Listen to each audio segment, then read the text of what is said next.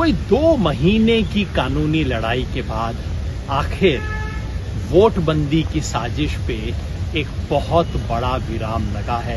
एक ऐतिहासिक आदेश आज मिला है सुप्रीम कोर्ट में, जहां सुप्रीम कोर्ट ने स्पष्ट शब्दों में अब कह दिया है कि आधार को आपको जैसे 11 दस्तावेज थे उसी तरह से 12वें दस्तावेज के रूप में स्वीकार करना पड़ेगा।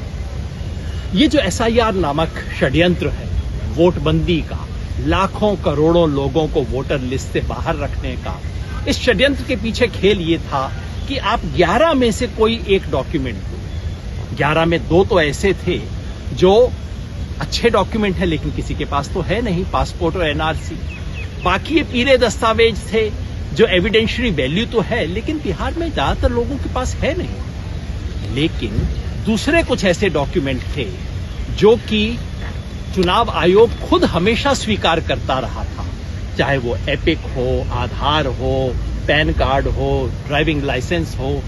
लेकिन चुनाव आयोग ने कहा जो डॉक्यूमेंट है वो हम मानेंगे नहीं, जो नहीं है वो मांगेंगे। सुप्रीम कोर्ट ने चुनाव आयोग को सुझाव दिया कि आधार मान लीजिए। 2 बार इशारा किया ऑर्डर में हल्के हल्के, लेकिन चुनाव आयोग नहीं माना।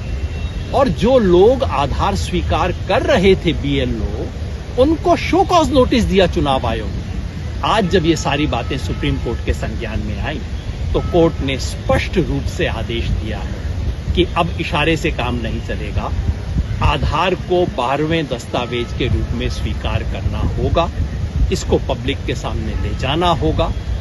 इस एक आदेश से बिहार में लाखों ऐसे लोग हैं जिनके पास इन 11 में से कोई डॉक्यूमेंट नहीं है लेकिन आधार है, उन लोगों का वोटिंग राइट बचा है। सिर्फ बिहार के लिए नहीं, क्योंकि SIR पूरे देश में लागू होगा, इसलिए देश में करोड़ों लोगों के वोटिंग राइट को, मताधिकार को बचाया है चुनाव आयोग ने।